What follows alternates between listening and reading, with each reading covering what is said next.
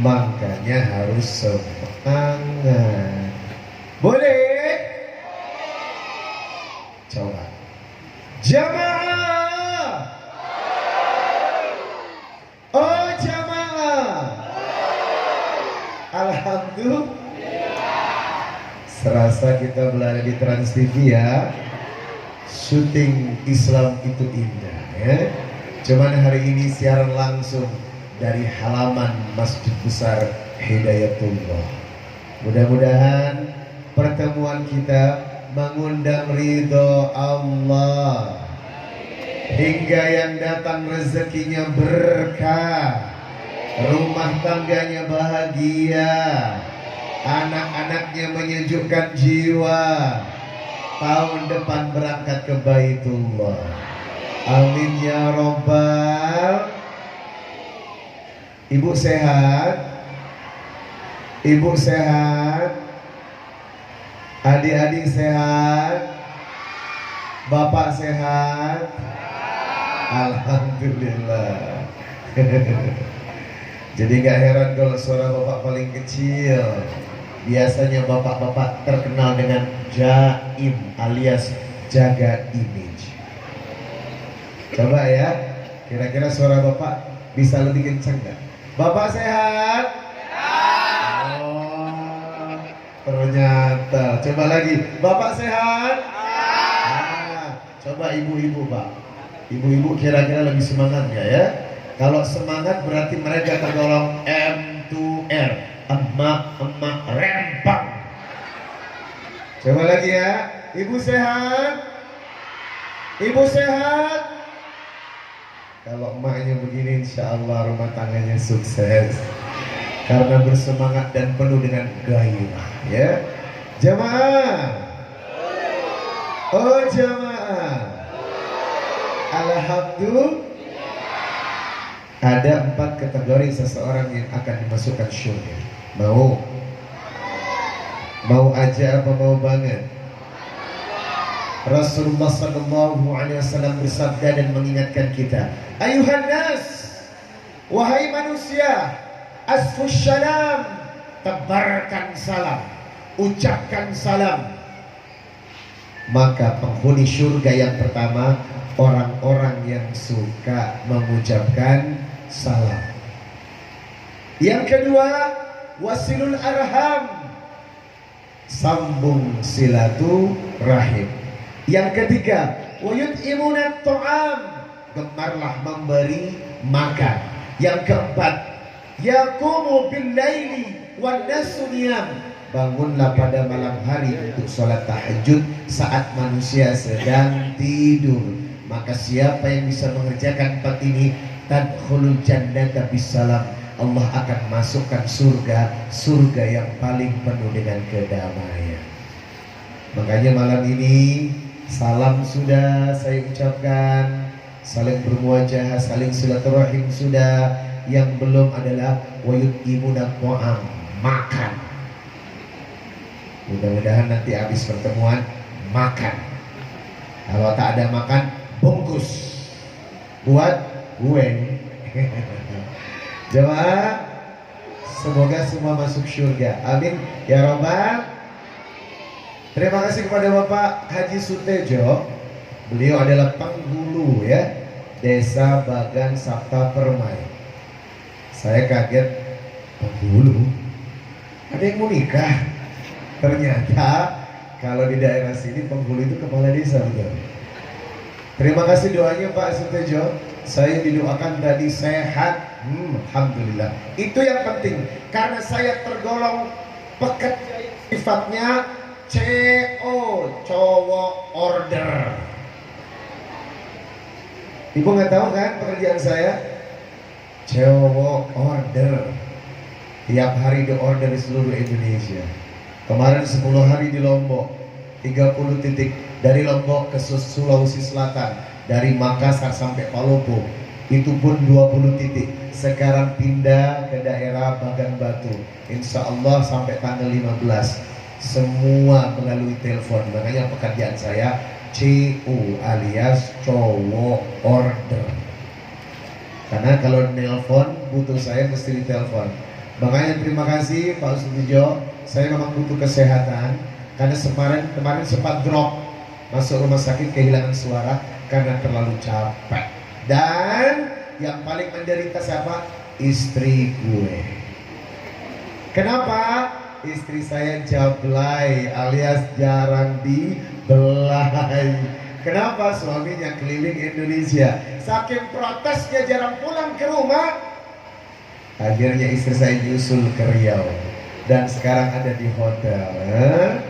Cuman malam ini mohon maaf gak bisa ikut. Titip salam buat emak-emak hebat. Salam silaturahim. Yang mau ketemu istri saya boleh, silakan datang ke hotel dan jangan lupa bawa O2 alias oleh-oleh. Jemaah. Dan yang kedua, saya doakan sama Pak Sutejo, rizkinya banyak. Amin. Alhamdulillah, keliling Indonesia luar biasa. Tiap hari tidak pernah lepas dari amplop. Tapi jujur demi Allah, Reza Muhammad tidak pernah selama ceramah menghitung amplop, tetapi yang dihitung adalah isinya. Betul? Ya, iya. Buat apa gitu amplop? Kan kertas ya. Mudah-mudahan doa dari Pak Sutejo membuat rezeki saya lancar. Dan saya juga berdoa mudah-mudahan bukan saya yang lancar, tapi semua yang duduk di sini rezekinya lancar. Amin ya Rabbal. Terima kasih kepada segenap pengurus takmir Masjid Hidayatullah yang telah memperkenankan saya, dan saya berdoa, Allahumma ftahli abwaaba rahmatik. Ya Allah, tolong rahmati orang-orang yang berada di pelataran masjid ini. Semoga yang berada di rumah Allah ini, baik yang di dalam ataupun di luar, insya Allah mendapatkan ridha dan berkah dari Allah Subhanahu wa Ta'ala. Terima kasih kepada ibu-ibu majelis taklim yang pakai baju putih tadi. Waduh, keren banget gitulah. Bajunya berkibar, kerudungnya berkibar, apalagi pas lagi mukul, semangatnya luar biasa. Mudah-mudahan ibu-ibu tadi berkaya. Itu bajunya sudah lunas? Hah? Oke, alhamdulillah. Saya khawatir kalau ngutang, karena perempuan kalau sudah dikasih baju yang sifatnya nyicil, apalagi dit alias kredit, seneng banget. Makanya tadi saya nanya, udah lunas? Alhamdulillah. Jemaah, alhamdulillah. Yang saya hormati para tuan guru, ustadz, ustazah, asatidz, tokoh masyarakat, mudah-mudahan kehadiran ini membawa berkah semuanya. Dan teman-teman dari Bagan Batu Hijrah Community, semoga menjadi pemuda-pemuda yang hebat, sebab dengan pemudalah insya Allah bangsa dan negara ini menitipkan amanat yang luar biasa. Baik, hari ini kita awali pertemuan yang mubarak ini dengan membaca istighfar bersama-sama. Boleh? Karena hati ini harus bersih dari penyakit hati. Makanya salah satu tazkiyatun nufus, obatnya hati adalah dengan beristighfar. Tapi sebelum beristighfar, ingat gak dengan satu lagunya Opi? Obat hati ada 5 perkaranya. Yang pertama, baca Quran dan maknanya. Yang kedua, sholat malam dirikanlah. Yang ketiga, berkumpullah dengan orang soleh.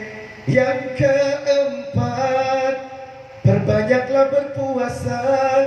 Yang kelima, zikir malam berpanjanglah. Salah satunya, siapa bisa menjalani Moga-moga Gusti Allah mencukupi. Nah, harapan kita adalah mudah-mudahan hati kita bersih dengan tombo hati. Di sini banyak orang Jawa ya. Di sini banyak orang Jawa. Berarti bisa bahasa Jawa. Boleh bersama-sama? Tombo hati. Sama-sama.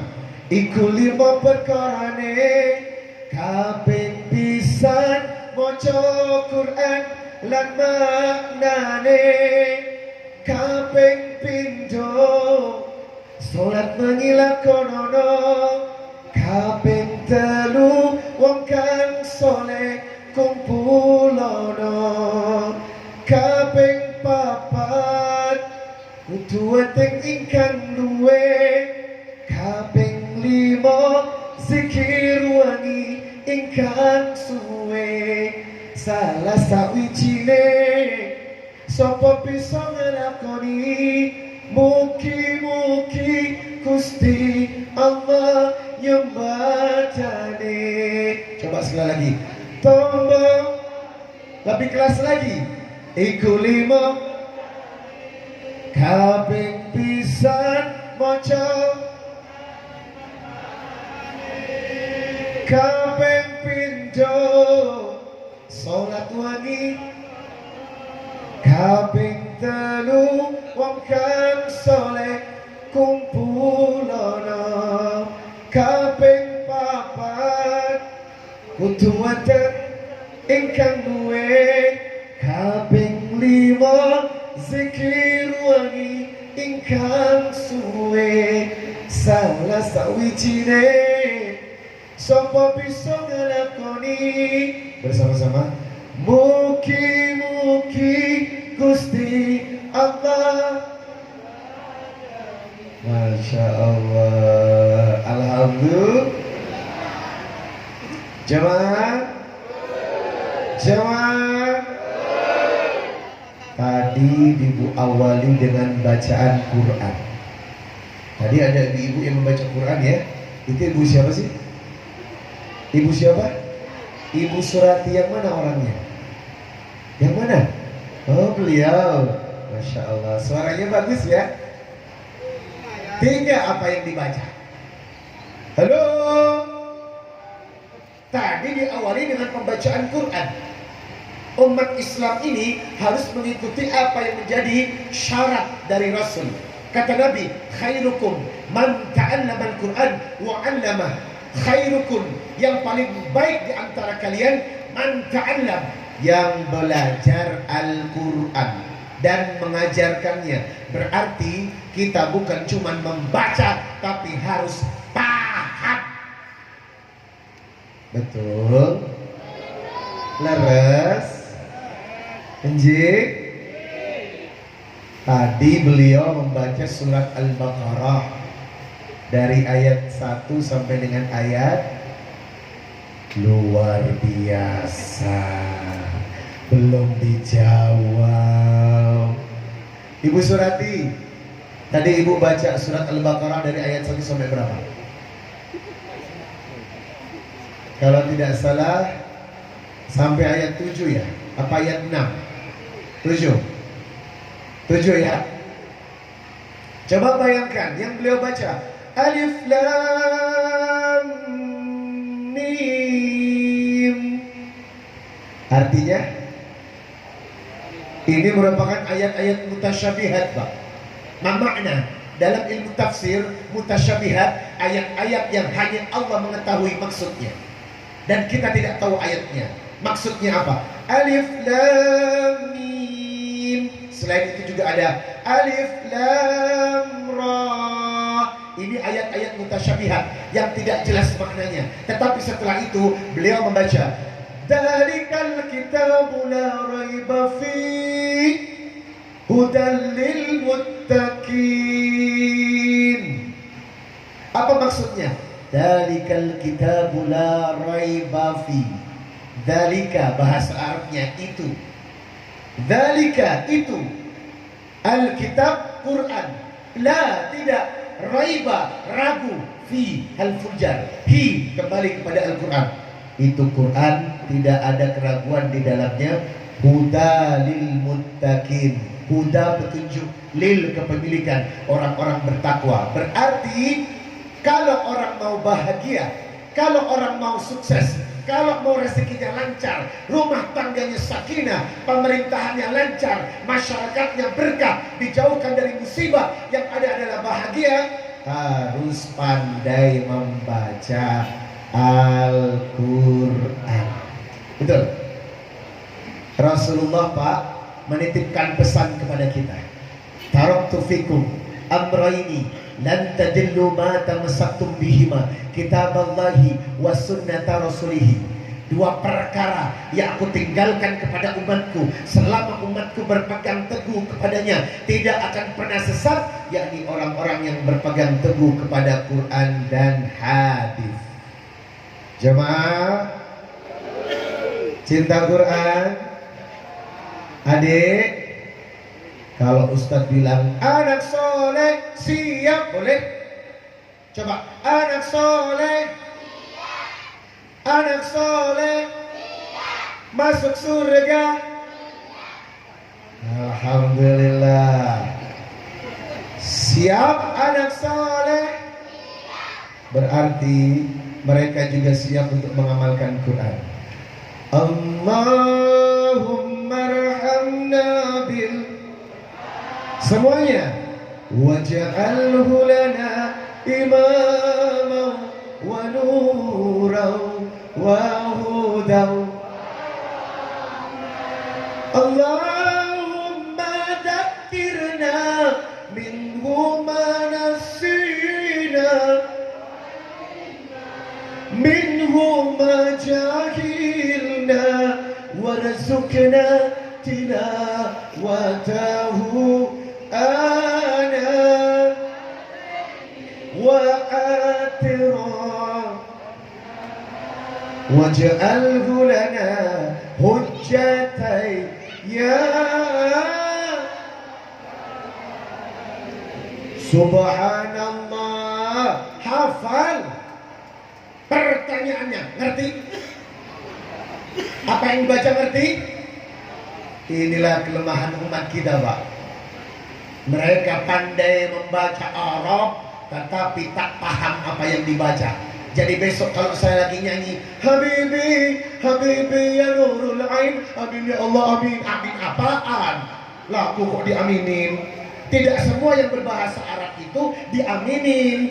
Makanya kita harus paham mana doa, mana lagu, betul? Ya kan? Itu lagu cinta kok. Habibi, Habibi ya nurul ain, Allah ya Allah, amin ya Allah. Amin apaan? Makanya kita harus pinter belajar bahasa Arab. Sama ketika saya nyanyi, boleh curiya, boleh kangguna, hame ho gaya tera sajna, tere bin jione yu lagda mein tumhara jaya. Enak? Ngerti? Enggak. Sama banyak orang yang melantunkan lughah-lughah Arabia tetapi tidak mengerti. Itulah yang membuat umat kita mundur. Kalau Syahrini maju cantik, mundur cantik. Kalau kita tak paham Al-Quran, mundur sampai ke belakang, masuk ke jurang. Karena apa? Quran cuma dijadikan dengungan atau intonasi nada-nada, tapi tak bermakna. Padahal kata Nabi, khairukum man ta'allama al-Quran wa 'allama. Quran itu bukan cuma dibaca, tetapi dipahami lalu diamalkan. Nggih napa nggih? Tadi ibu-ibu majelis taklim dari desa Sabta Permai itu kan membaca berjanji, betul? Betul berjanji.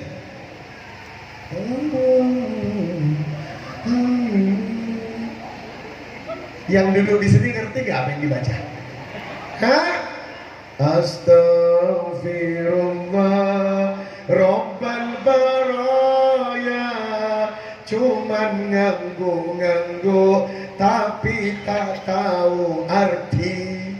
Iya kan?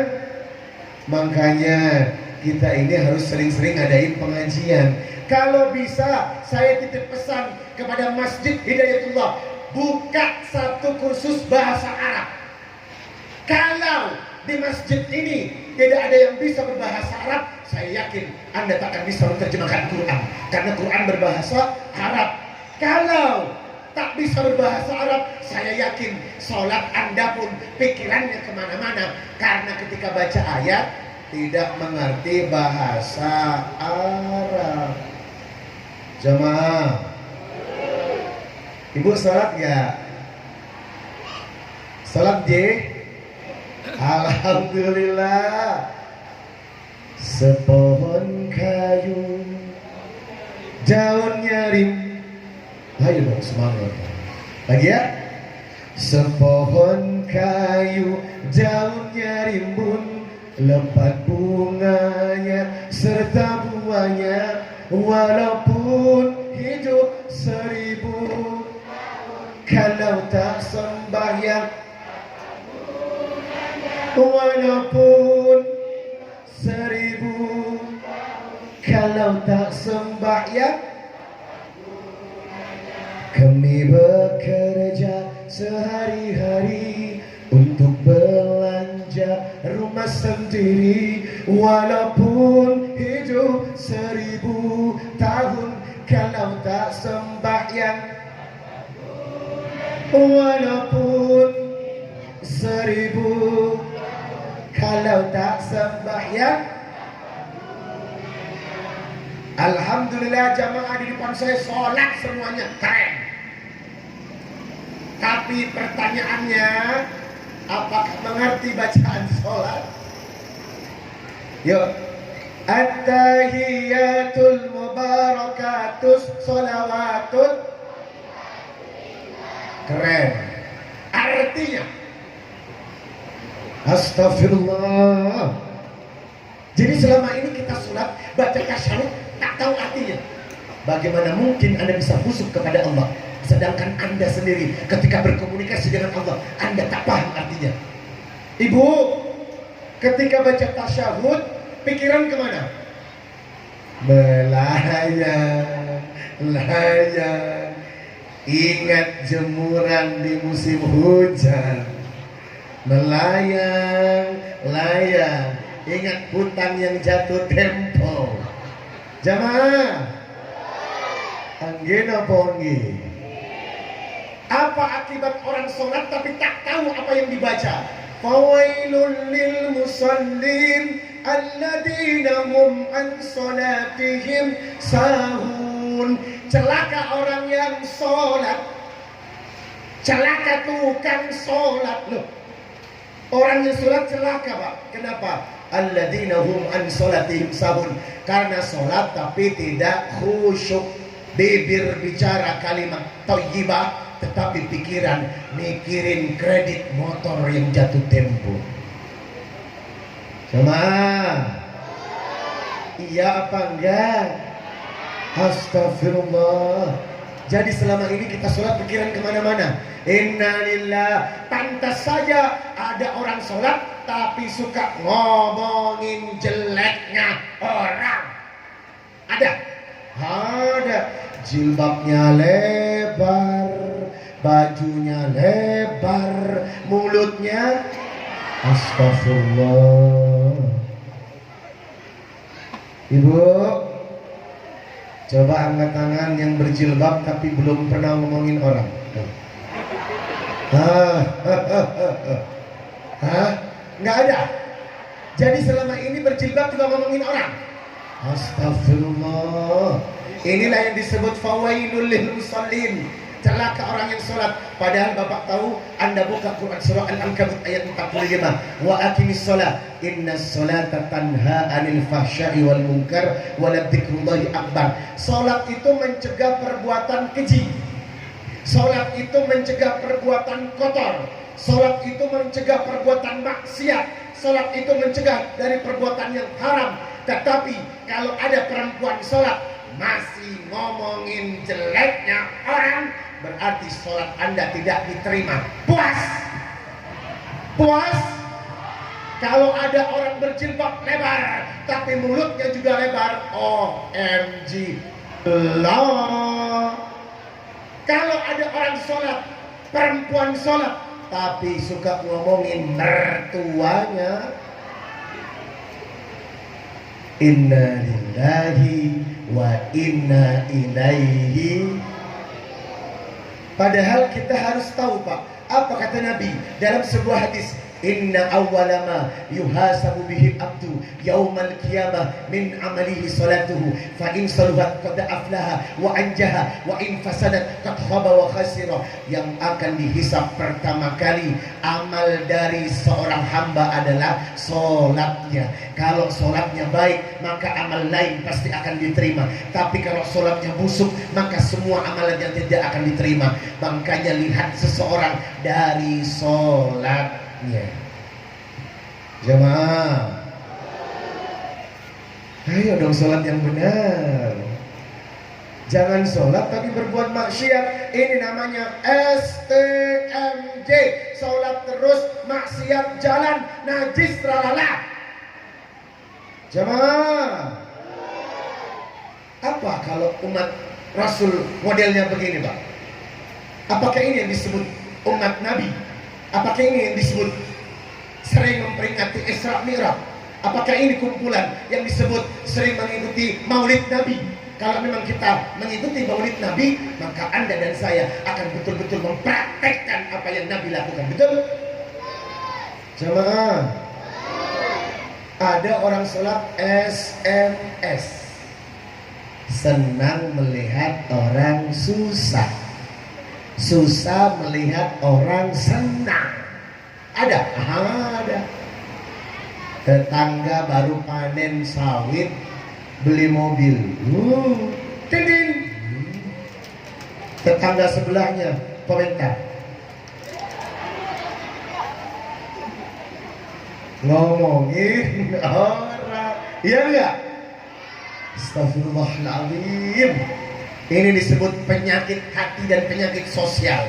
Kenapa? Sudah sholat tapi tak bisa mengubah maksiat dan perbuatan jelek lainnya. Makanya saya titip kepada Masjid Hidayatullah, buka kursus bahasa Arab agar mereka paham bacaan-bacaan Arab dan Quran, sehingga kita menjadi umat yang disebut khairukum man ta'allamal Quran wa 'allamah, yang paling baik di antara kalian yang membaca Al-Quran dan mengajarkannya, lebih-lebih memahami dan mempraktekannya, insya Allah. Jamaah, oh jamaah, alhamdulillah. 4 fungsi Quran. 4 fungsi Quran. Yang pertama, dzalikal kitabu la raiba fi hudan lil muttaqin. Al-Quran sebagai al-huda. Apa al-huda, Ibu? Petunjuk. Maka siapa yang ingin hidupnya sukses, yang ingin hidupnya bahagia, belajarlah cari petunjuk dari Al-Quran. Siapa yang ingin punya anak soleh dan soleha, belajarlah bagaimana menjadi orang tua yang baik dari Al-Quran.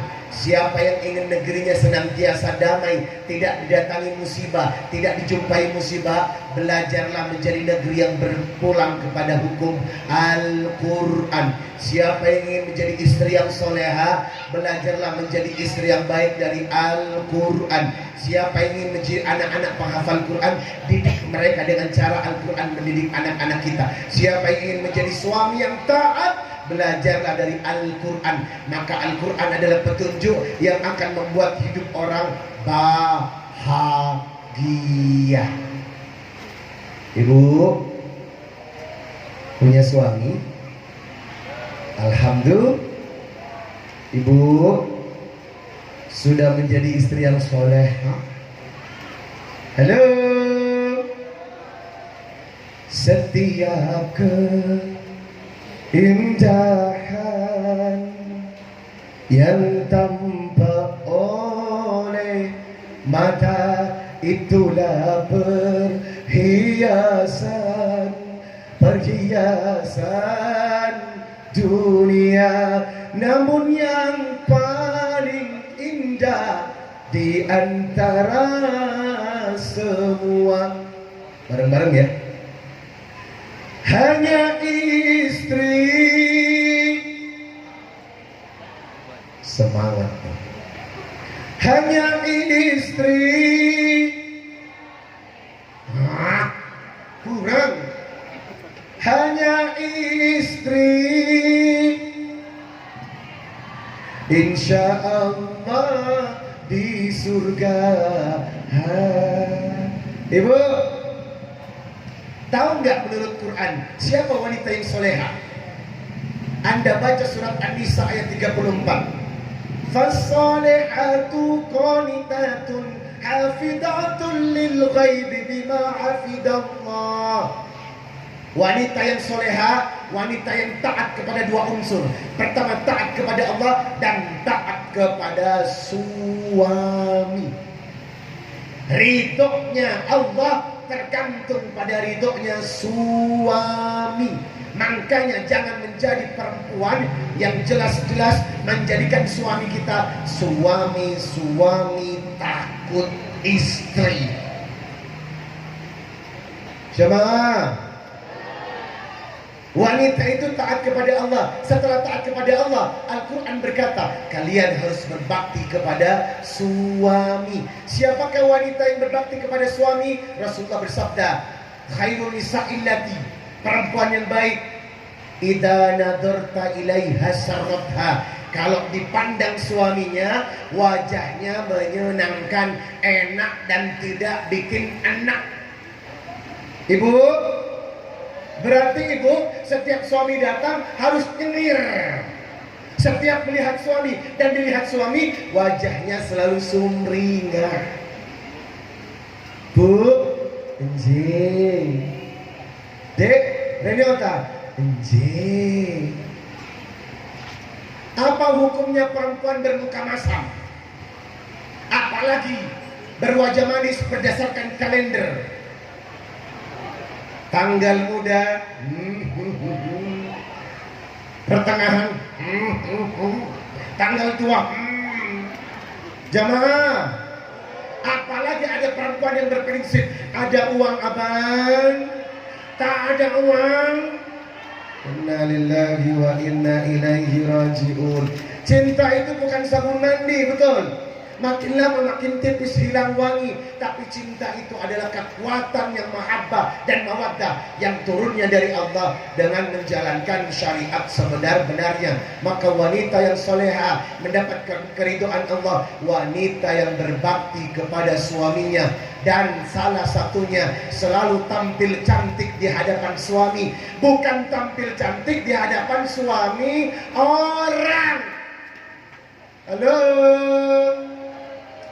Coba kalau Ustaz bisa bilang halo, ibu bilang hai. Halo. Hai. Halo, halo. Hai, hai. Halo, halo, halo. Hai, hai, hai, hai. Jamaah, ibu, wanita itu harus tampil cantik kepada siapa? Suaminya, bukan untuk suami orang. Sekarang jujur jawab pertanyaan saya, lebih cantik ke kondangan atau lebih cantik nyambut suami pulang? Apa? Apa? Astagfirullah. Jadi kalau ke kondangan lebih cantik. Apalagi kalau ada hajatan yang namanya kerudung model sakaratul maut, ada bunga mataharinya, ada brosnya.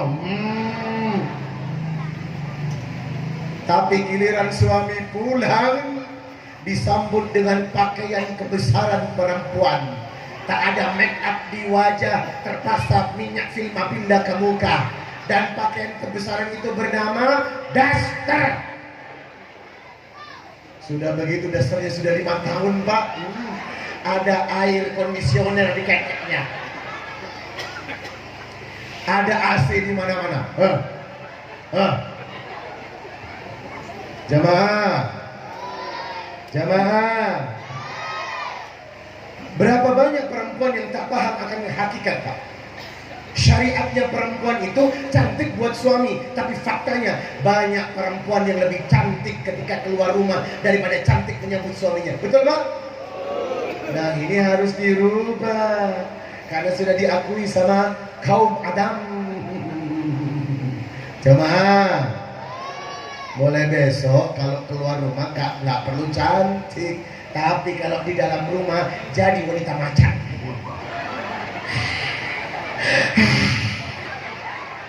Untuk siapa? Nyambut suami.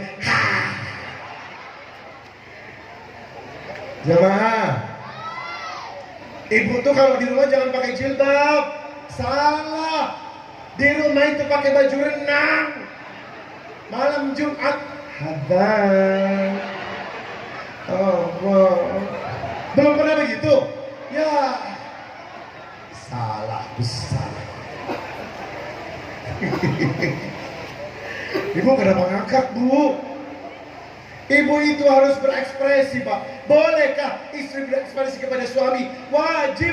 Kalau perlu pakai pasang kuda-kuda. Abang, abang.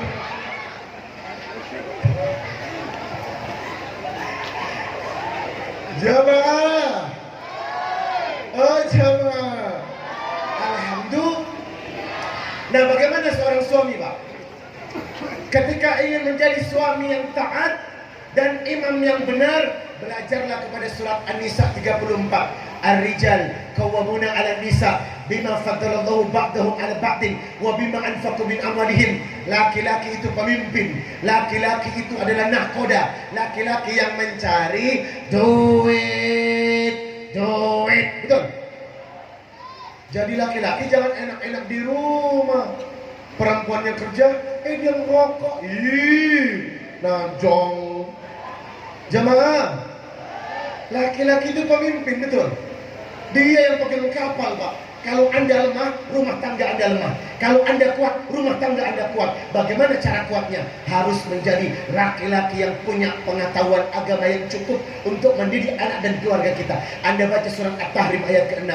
Ya ayyuhalladzina amanu qu anfusakum wa ahlikum nara. Didik istrimu dan anak-anakmu agar tidak menjadi penghuni neraka. Karena anak bisa menjadi fitnah dan istri juga bisa menjadi fitnah kalau laki-lakinya tak becus. Hai.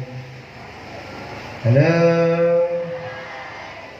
Laki-laki itu harus jantan, betul? Kan ibu-ibu butuh skincare. Betul? Butuh ke salon, pedi-mani, butuh krimbat atas, krimbat bawah. Jemaah, laki-laki harus cukup tebal duit. Kalau kita nggak punya uang, bagaimana perempuan akan senang, betul? Memang duit bukan segalanya, tapi tanpa duit Anda akan merana. Aku merana. Suami tak punya duit. Ya kan, Bu? Maka laki-laki harus kerja, Pak. Laki-laki jangan cengeng. Laki-laki harus jantan. Penuhi kebutuhan di rumah. Ibu pengen apa, Bu? Aku mau mobil Avanza. Jangan. Loh, kok jangan? Terlalu murah untukmu. Kamu tak pantas naik mobil Avanza. Terus aku akan belikan satu unit Alphard. Wow. Jantan. Betul? Istri minta apa? Mau TV. Nggak ada uangnya. Ya. Laki-laki harus jantan dalam mencari nafkah. Dan berikutnya, baca surat An-Nisa 19. Washirhunna bil ma'ruf fa in karihtumuhunna fa asa an takrahu syai'a wa yaj'alallahu fihi khairan katsira. Laki-laki harus berbuat baik kepada istri. Ya Allah. Untuk kaum suami, perhatikan kata Nabi, akmalul mu'minina imanan ahsanuhum khuluqan wa khairukum linisa'uhum khuluqan. Sebaik-baik laki-laki yang berakhlak, dan laki-laki yang berakhlak, laki-laki yang paling baik kepada istrinya. Jadi kalau ada laki-laki yang baik kepada istrinya, itulah laki-laki idaman. Betul? Paling benci ngeliat laki-laki mulut ember. Ya Allah. Uangnya kemana bu? Bilang aja. Prah, prah, prah, prah, prah, prah, prah, tuh, prah, prah, prah. Ngerti nggak? Nggak ngerti. Saya juga nggak ngerti kok. Jawab. Suami itu harus baik kepada istri. Makanya kalau ada suami yang suka nyakitin istri, itu namanya suami yang tak pernah belajar agama. Nggak ada suami itu nyakitin istri, Pak. Karena perintahnya, wa'ashiruhunna bil ma'ruf. Lunakkan suaramu, baguskan akhlakmu kepada istri. Makanya aneh. Yang kedua, apalagi model suami suka main tangan. Ya Allah. Kalau ada model suami seperti ini, mau saya kasih tahu.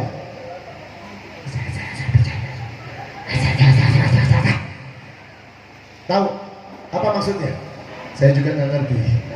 Jamaah, suami itu harus lembut. Karena apa, Pak? Nabi berkata, wanita tercipta dari tulang rusuk yang bengkok. Kalau kita terlalu keras, dia akan patah. Kalau terbiarkan, maka akan tetap bengkok. Lalu bagaimana mengatasi wanita? Cukuplah dengan agama, nasihat dan Quran, maka insya Allah wanita akan menjadi soleha. Jamaah, agama petunjuk untuk mengatur keluarga.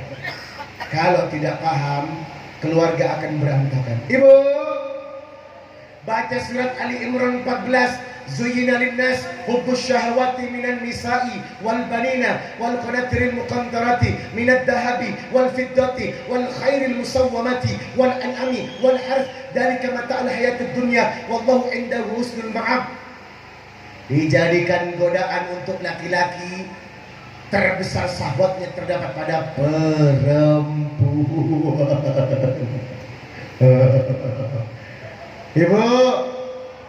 Ibu tahu godaan laki-laki siapa?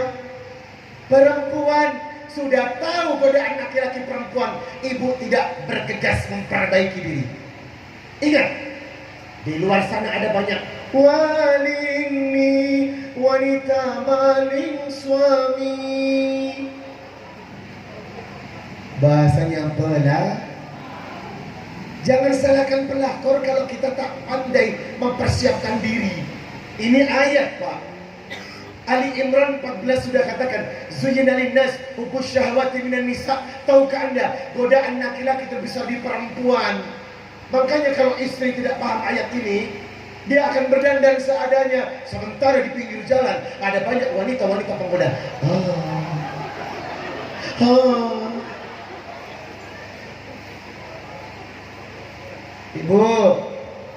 Ibu, dandan yang cantik buat suami. Jaga berat badan agar tetap ajuhan. Model rambut hari Senin keriting, hari Selasa lurus ya, hari Kamis kuncung, hari Jumat kepang dua. Ya enggak? Tadi saya datang, Pak, disambut rebana. Bulan Badru. Begitu Ustaz Riza datang disambut rebana. Begitu lakinya pulang tak disambut. Ya. Surga ibu bukan di gue, tapi surga ibu di suami. Kalau memang menyambut saya dengan rebana, ibu pun harus pandai menyambut suami dengan rebana. Begitu suami turun dari pintu,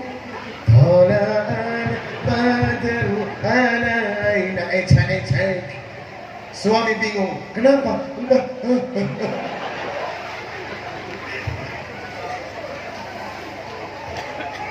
Jamaah, permasalahan hidup ini karena kita nggak taat sama Quran, Mbak. Quran telah mengatur batas-batas bagaimana rumah tangga, hak suami kepada istri, hak istri kepada suami, hak orang tua kepada anak. Mutlak telah didetailkan di Al-Quran. Tapi kenapa banyak yang tidak mengamalkan nilai Al-Quran? Karena selama ini Quran cuma dijadikan nyanyian belaka, tetapi tidak paham makna, apalagi diaktualisasikan dalam kehidupan. Makanya PR buat kita, Al-Quran Al-Huda sebagai petunjuk. Ayo jadikan amalan sehari-hari. Ibu, sampun paham ya? Jadi ayo kita baca Quran, artinya dibaca agar kita paham dan bisa kita laksanakan. Jamaah yang kedua, Al-Quran ini sebagai syifa. Apa itu syifa? Obat. Tadi kan dibilang tombo adi iku limo perkarane kaping pisan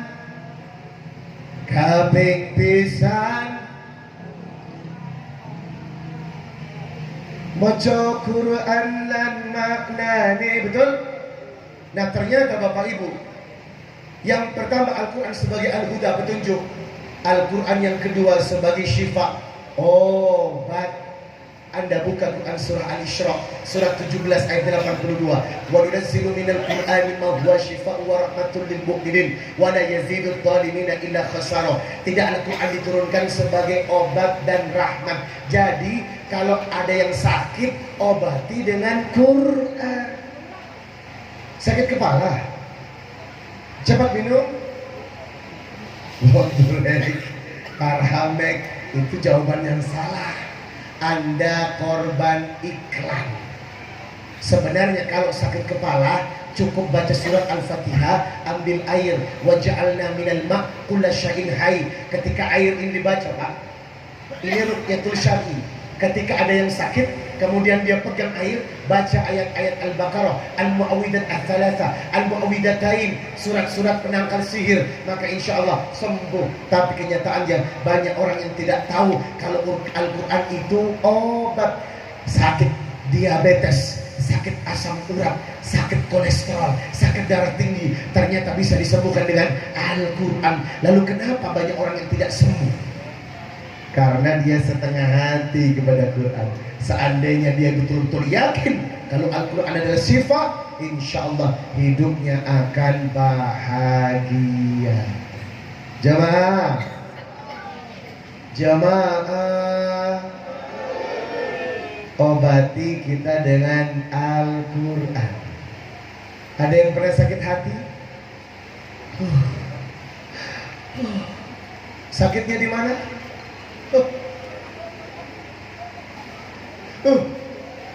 Kenapa sakitnya di sini?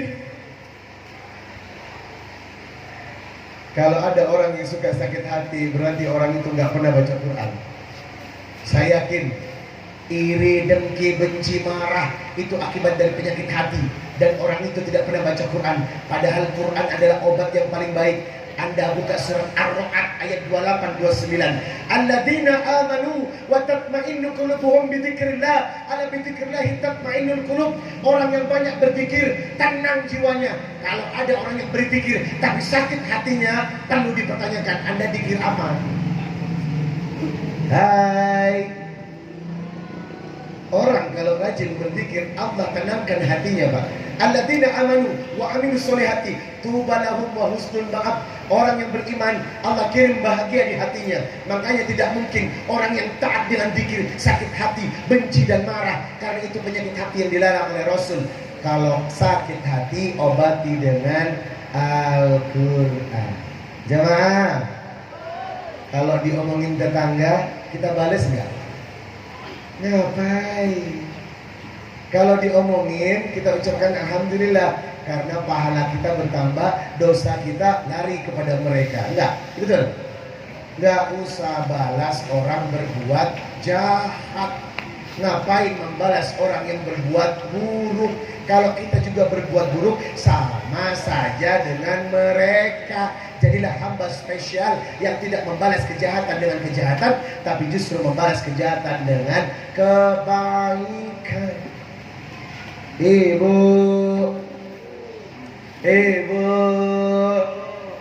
habis ini jangan sakit hati lagi ya. Jangan galau, jangan depresi, jangan sedih. Buat apa? Serahkan kepada Allah. Wa ala rabbihim yatawakkalun. Setiap yang terjadi atas izin Allah, maka seorang muslim yang taat akan selalu berbaik sangka. Apapun yang terjadi, aku kembalikan kepada Engkau ya Rabb, karena Engkau Tuhan yang lebih banyak mengetahui daripada diriku. Jamaah. Yang ketiga, apa fungsi Quran? Al-Furqan. Apa itu Al-Furqan? Pembeda, yang membedakan antara yang haram dan yang halal, yang membedakan antara yang baik dengan yang buruk. Anda baca surat Al-Baqarah 185. Syahrul Ramadan alladzi unzila fihi al-Qur'an hudan lin-nasi wa bayyinatin minal huda wal furqan. Quran itu furqan, Pak, untuk membedakan mana yang haram dan halal. Dan Bapak jangan membuat yang halal menjadi haram dan jangan membuat yang haram menjadi halal. Jamaah, contohnya praktek riba.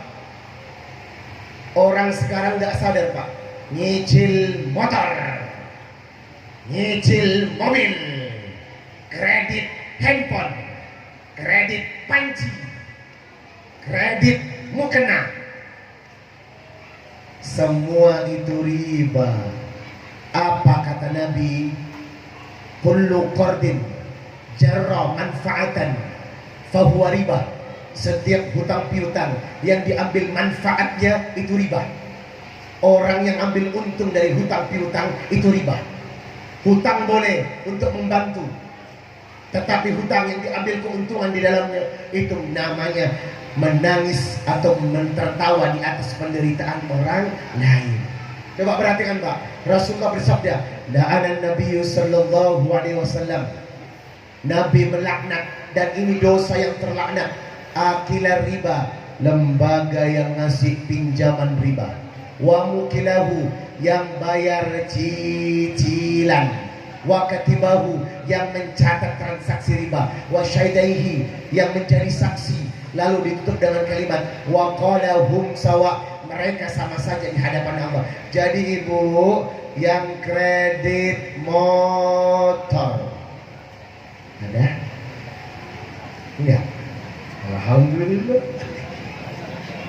Yang kredit mobil ada? Yang kredit handphone nggak ada? Semuanya cash. Semuanya cash. Serius. Jadi nggak ada hutang. Itulah orang yang kaya. Iya. Betul? Pak, hutang itu karena Nabi menggelisahkan di malam hari. Betul? Dan menghinakan di siang hari. Betul? Gara-gara hutang persaudaraan putus. Gara-gara uang adik dan kakak bertengkar. Gara-gara hutang teman antar teman putus hubungan. Makanya orang yang paling kaya, orang yang tak punya hutang. Kalau masyarakat sini tidak ada yang kredit, berarti terbebas dari dosa yang terlaknat. Dan Bapak Ibu tahu, orang yang kredit cicil mencicil barang dengan sistem riba, apalagi ada denda, dosa riba yang paling kecil seperti bersetubuh dengan ibu kandung. Dosa riba yang paling kecil, Pak, seperti bersetubuh dengan ibu kandung. Makanya kalau ada finance nawarin kredit, tolong ditolak. Kalau Anda terima itu kredit, apalagi kredit motor, kredit mobil, dan kredit lainnya, dan membayar bunga serta membayar denda, maka akan ada laknat kehidupan masalah dalam kehidupan rumah tangga kita. Makanya lebih baik hidup sederhana daripada sok kaya tapi hasil hutang. Betul? Ustaz kok nyindir? Enggak nyindir, tetapi menghina. Jemaah, Quran menjelaskan ayat tentang riba, Pak. Ayat 275 sampai 280. 5 ayat mengharamkan riba. Wa ahallallahu bai' wa harrama riba. Allah menghalalkan jual beli tapi mengharamkan riba. Oleh karenanya ibu-ibu, please hidup sederhana. Nggak usah ngutang sama tetangga. Kalau ngutang kita jadi bahan gosip. Iya nggak? Orang ini nggak bisa pegang janji, bu, khianat. Pinjam uangnya dong, tapi jangan ngomong-ngomong ya. Pas ada arisan, Itu tuh pinjam uang tuh sama itu tuh, yuk maksa, yuk kan suaminya kaya, tahu uangnya dipakai buat apa, jadi obrolan sekampung. Lebih baik tak usah pinjam, lebih baik makan sepiring berdua dengan nasi putih dengan air tanpa lauk daripada menghutang jadi perbincangan orang dan kita mati tak bisa membayar hutang. Apa akibat orang yang mati tak bisa membayar hutang? Atau apa akibat orang mati membawa hutang? Maka jenazahnya tidak akan pernah dihisap oleh Allah sampai hutangnya lunas. Ibu punya hutang, jujur punya hutang, doa pelunas hutang, mau nggak? Yuk ikutin saya. Siapa yang baca doa ini besok hutangnya lunas, tapi harus dibayar. Ikuti saya ya. Bismillahirrahmanirrahim. Rabbi auzi'ni an ashkura ni'mataka allati an'amta alayya wa ala walidayya wa an a'mala salihan tardahu wa adkhilni birahmatika fi ibadika salihin. Itulah doa pelunas dan pembuka rezeki. Saya ajarkan kepada istri saya, nggak usah utang sayang, lebih baik hidup sederhana dan minta kepada Allah daripada minta kepada manusia. Kau datang ke rumah orang merendahkan dirimu, berarti kau tak menggunakan Allah sebagai tempat untuk meminta. Ngapain merendahkan sayap kepada orang? Kau tak butuh orang, tapi kau butuh Allah. Minta kepada Allah, nangis di tengah malam, insya Allah semua hajat kita dikabulkan. Betul? Karena kalau kita mau pinjam uang, Bu, ibu kan merendahkan diri, betul?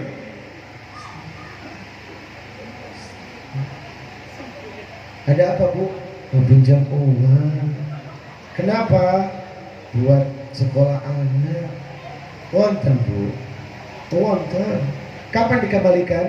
Aduh, boten semerap kapan lagi? Ibu rendah banget. Jangan pernah merendahkan kita di hadapan manusia. Sebab apa? Allah berkata, wa qala rabbukum ud'uni astajib lakum. Mintalah kepada Allah, rendahkan dirimu kepada Allah, bukan kepada manusia. Karena manusia bersifat khianat.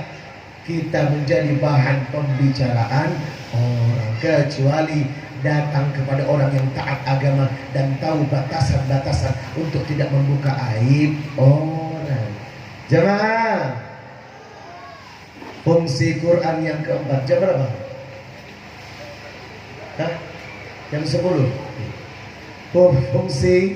Fungsi Quran yang keempat adalah al-mau'idah. Quran sebagai nasihat. Maka siapa yang ingin banyak dapat nasihat yang terbaik, siapa yang ingin dinasihati Allah tentang banyak kebaikan dan terhindar dari perbuatan buruk, belajarlah dari Al-Quran. Al-Quran itu ada 30 juz, Pak. Adik, Al-Quran ada berapa juz? Berapa surat? Berapa surat? 114 surat. Berapa ayat, Bu? 6.666 ayat. Hafal? Astagfirullah. Siapa yang hafal juz 30 dapat hadiah. Apa? Siapa yang hafal juz 30? Ada nggak punya anak hafal juz 30 maju ke depan? Siapa yang hafal surat An-Naba?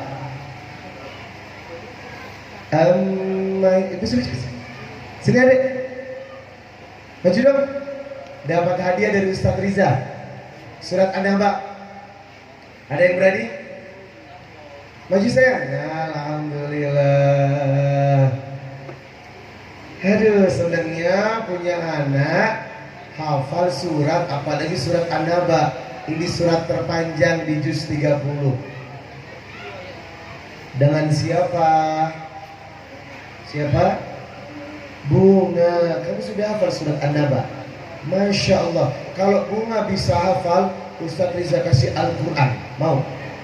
Mau? Oke, yuk. Nanti lanjutkan ayat dari Ustaz Riza. A'udzu billahi minasy syaithanir rajim. Amma yatasaalun 'anil naba'il 'adzim alladzi hum fihi mukhtalifun. Kalla saya'lamun thumma kalla saya'lamun.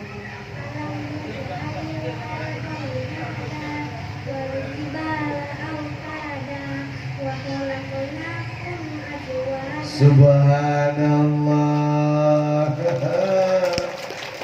Dapat hadiah dari Ustaz Riza, Al-Quran. Wow, jauh-jauh Al-Quran ini datang ke sini ya. Selamat buat Bunga ya, berkah ya. Masya Allah. Salim dulu. Keren, amin. Yang mana ibunya? Yang mana ibunya? Oh, nggak datang. Masya Allah. Kan anaknya datang, maknya nggak datang ya? Kemana maknya ya? Subhanallah. Siapa yang hafal surat Abasa? Ada nggak? Yang mana? Sini. Ya. Waduh, ternyata inilah Pak alasan saya berdakwah ke seluruh Indonesia. Kenapa? Untuk mencetak pembibit penghafal Quran, sebab ahlul Quran ahlullah wa khasa. Siapa yang rumah tangganya ada satu anak saja hafal Quran, kata Nabi, dia berhak memberikan 10 tiket keluarganya masuk surga tanpa hisab. Wow. Dengan siapa? Hah? Naisila, kamu sudah hafal surat Abasa? Oke, ini masih juz 30. Naisila siap ya? A'udzu billahi minasy syaithanir rajim.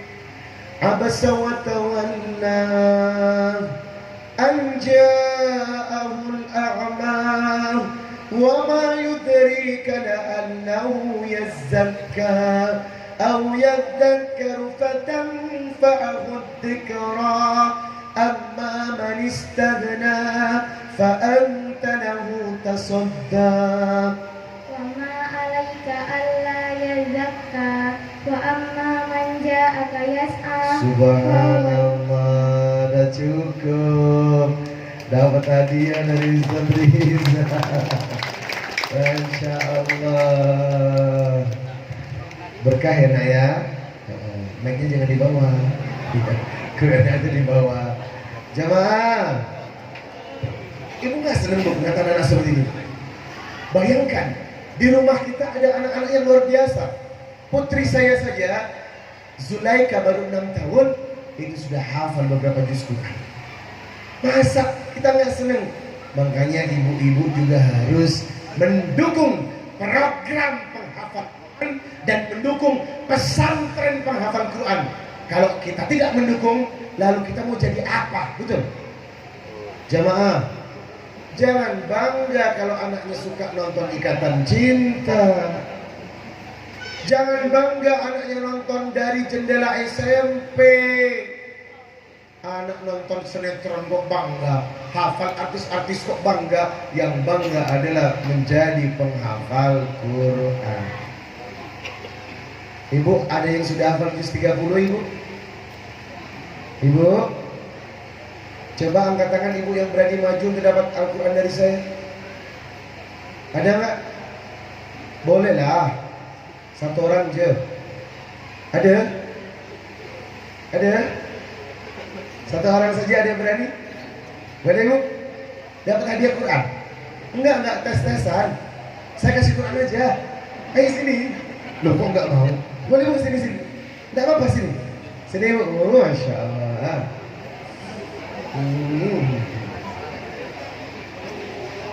Dengan ibu siapa? Ya ampun, panjang banget. Nurmasari dari Munti. Ibu Nurmasari mau Quran. Sudah hafal juz 30 belum? Oh belum. Tapi bisa kalau saya tes. Gak usah takut. Coba dengerin, konsentrasi. Kalau betul dapat Quran. A'udzu billahi minasy syaithanir rajim.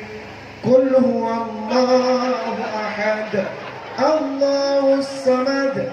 Lam yalid wa lam yulad wa lam yakul lahu kufuwan ahad. Masya Allah. Kan tadi saya suruh maju. Saya sadar diri kalau masih soal. Alhamdulillah, Masya Allah. Gampang kan? Silakan kembali ke alamnya. Jamaah. Alhamdulillah. Ternyata ibu di sini hebat-hebat ya. Aduh, surat Al-Ikhlas hafal. Luar biasa. Baik, alhamdulillah. Semoga 4 fungsi Quran tadi mengingatkan kita untuk semakin dekat kepada Allah Subhanahu wa taala. Dan berikutnya saya serahkan kepada Ustadz Hariri untuk